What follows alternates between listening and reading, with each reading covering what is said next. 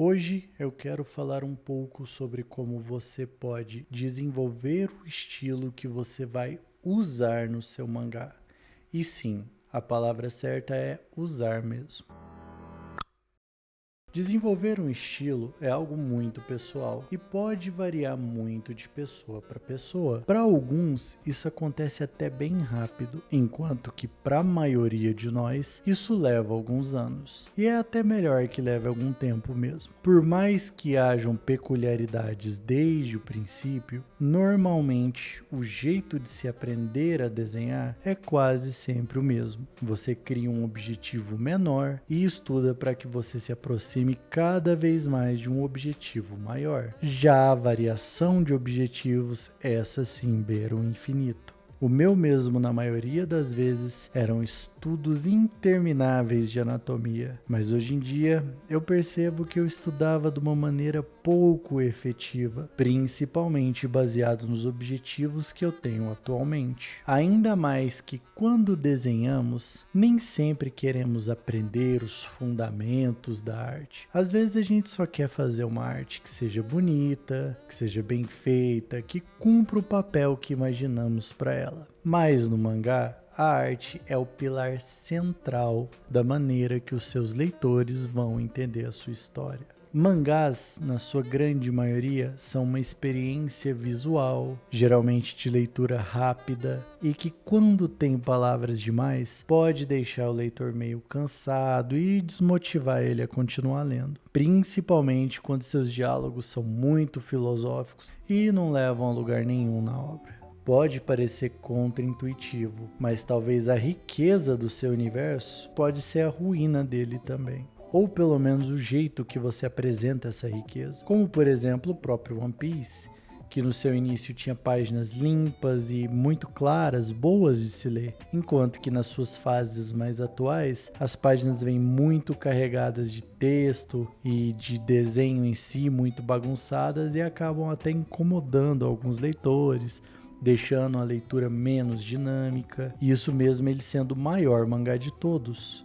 Por isso, talvez poderes que precisem de muitas explicações ou um word build complicado demais pode acabar tendo um efeito inverso. Mas voltando ao tema do vídeo, a maneira que eu uso para criar e para ir melhorando aos poucos a arte dos meus mangás é bem simples. Eu organizo referências de mangás que eu gostei do estilo e que tem um clima mais próximo do mangá que eu quero escrever. Tendo em mente que o mangá que eu estou fazendo agora tem um tema mais adulto e meio violento, eu imagino que ele seja quase um seinen e que seja necessário usar uma arte um pouco mais realista, como por exemplo Origin ou Sunken Rock do Boichi, misturado com algumas referências que eu fui achando no Pinterest, incluso o meu próprio estilo que eu desenvolvi com o passar dos anos. Claro que eu ainda tô longe do que eu almejo no futuro, mas já é o suficiente para poder ir executando essas obras. Assim que você junta todas as suas referências, autores que você curte e modelos de arte que você pode ter como objetivo, você estuda baseado nelas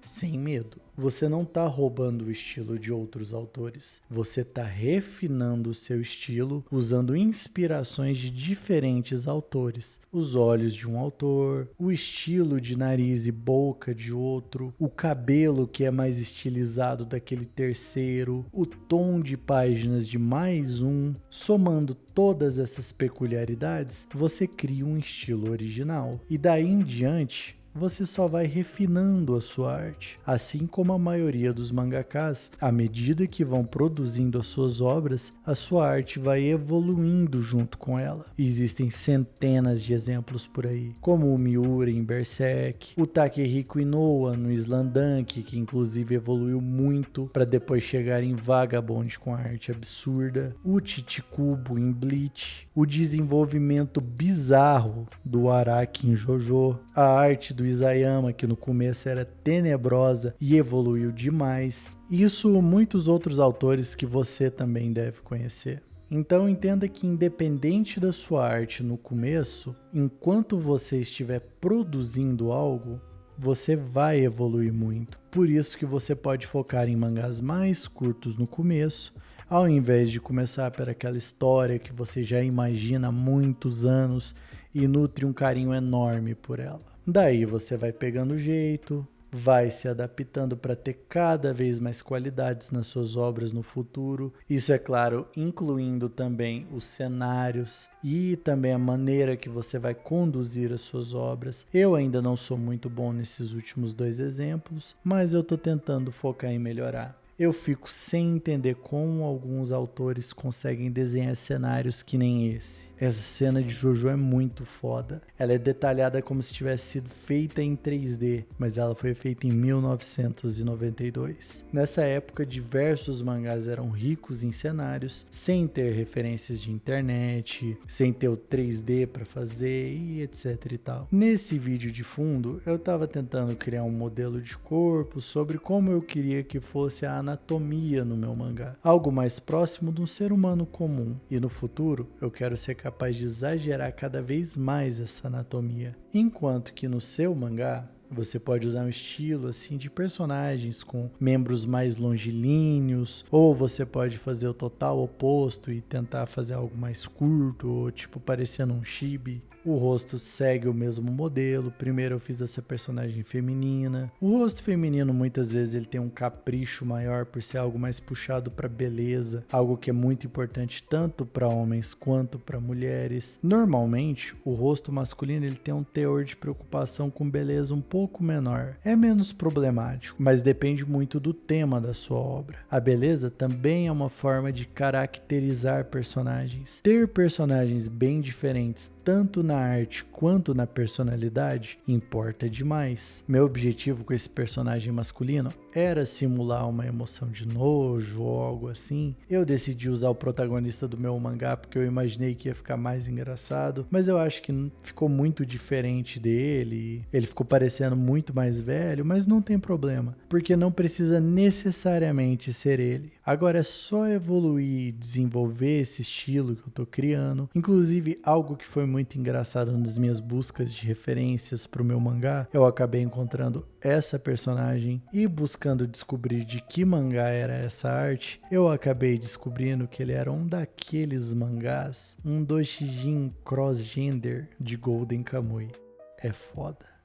Por mais importante que seja finalmente começar o seu mangá, independente do seu nível de arte, você nunca deve esquecer de continuar evoluindo. Isso em todos os aspectos da arte, também em composições, rachuras, anatomia e afins. Não é porque você começou o seu mangá que você para de estudar. Você tem que aproveitar que já tem que desenhar e sempre continuar tentando evoluir, usando referências, poses, criando cenas que te ajude a desenvolver os fundamentos. Cada desenho que você faz também é um estudo. Fazer um mangá é spamar artes até um ponto onde você se especializa nisso. E com o tempo, a sua arte vai chegar no lugar que você quer. Eu sei que ainda tem muito assunto nessa área, mas eu vou ficando por aqui.